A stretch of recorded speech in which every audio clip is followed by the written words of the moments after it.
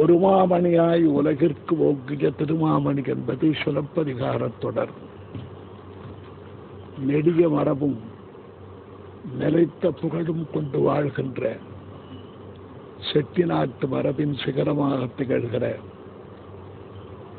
முத்தையா ஐயப்பன் அவர்கள்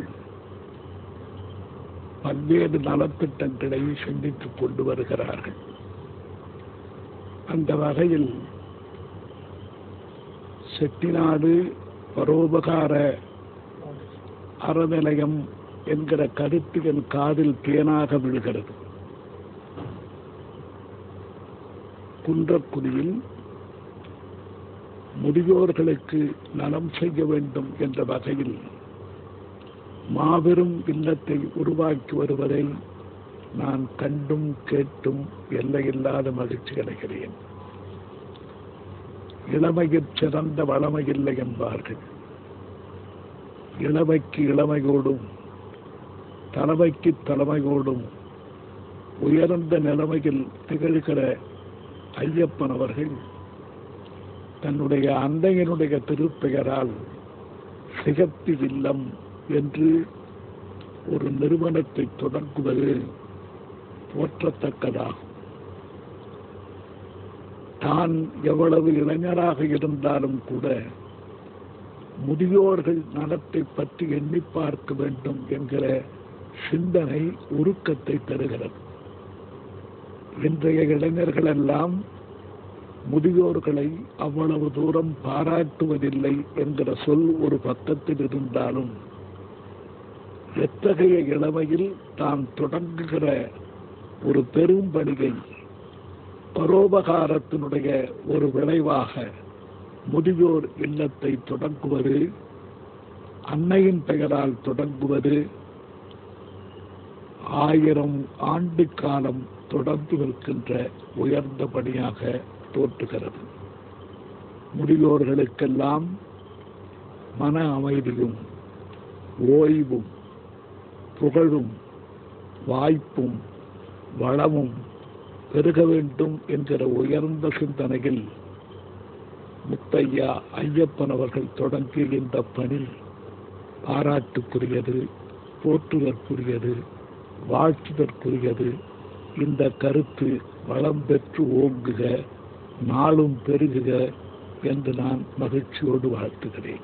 நம்முடைய பழைய மரபு மூத்தோர்களை போற்றி வளர்ப்பதுதான் நம்முடைய பழைய மரபாகவும் அறமாகவும் இருந்தது.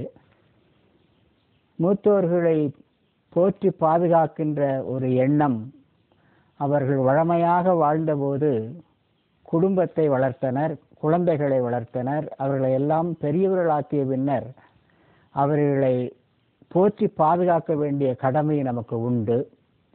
ஒரு காலத்தில் திருக்கோயில்களும் திருமடங்களும் இத்தகைய பணிகளை செய்து வந்தன.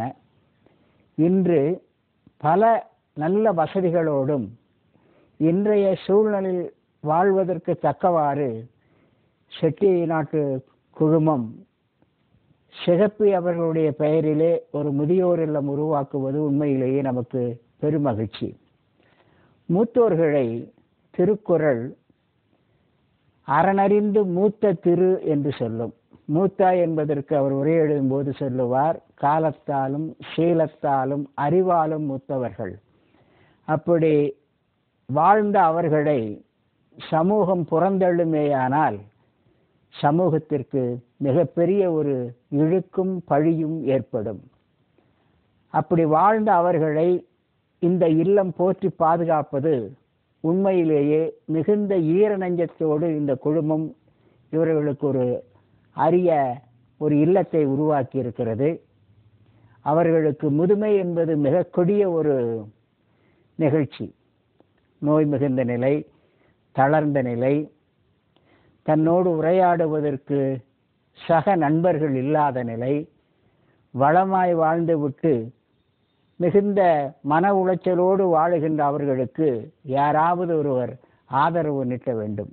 அந்த ஆதரவு கரத்தை சிகப்பு இல்லம் அளிப்பது உண்மையிலேயே மானுட சமுதாயத்திலே இன்னமும் ஈர நெஞ்சம் இருக்கிறது என்பதை காட்டும் சான்றாக அமைகின்றது. அவர்களுக்கு உணவு வசதி, உடல் நலத்தை பேணுகின்ற மருத்துவ வசதி, அவர்களோடு உரையாடுவதற்கும் பேசுவதற்கும் நண்பர்களை அமைத்து தருகின்ற சூழல், இனிய பொழுதுபோக்கு, ஏராளமான நூல்களை படிப்பதற்குரிய வசதி என்று அவர்கள் வைத்திருக்கின்ற அந்த பெரும்பாலான வசதியான சூழ்நிலைகளை பார்க்கும்போது உண்மையிலேயே அவர்களுடைய அந்த பணி, சமூக பணி, அறப்பணி இன்றைய சூழலில் நமக்கு தேவைதான். செட்டிநாடு குழுமம் இத்தகைய மானுட நேயத்தை மிகுந்த ஈடுபாட்டு உணர்ச்சியோடு செய்வது இளைய தலைமுறைக்கும் மூத்த தலைமுறைக்கும் பாலமாக இருந்து செய்கின்ற ஒரு அறப்பணி என்று சொல்லலாம். அவர்கள் வழியே இன்னும் பல நல்ல திட்டங்களை அவர்கள் கொண்டு வந்திருக்கின்றார்கள் என்று அறியும் போது அவருடைய அறப்பணி மேன்மேலும் சிறக்க வேண்டும் என்று வாழ்த்துவது நம்முடைய கடமை. செட்டிநாட்டு குழுமம் தோற்றுவிக்கிற இந்த சிகப்பி ஆட்சி இல்லம் புதிய வசதிகளோடு செய்து தருகின்ற அந்த இல்லத்தினுடைய சிறப்பு, இவையெல்லாம் வரலாற்றிலே பெரிதும் நிற்கக்கூடியவை. இந்த அறச்செயலுக்கு பெரிதும் துணை நிற்கின்ற முத்தையா ஐயப்பன் அவர்களுடைய பணி பாராட்டுதற்குரியது. அவர்கள் பணி மேன்மேலும் சிறக்க வேண்டும் என்பதுதான் எல்லோருடைய வாழ்த்தும் அவர்களுக்கு செய்கின்ற நன்றியாக நாம் அமையும்.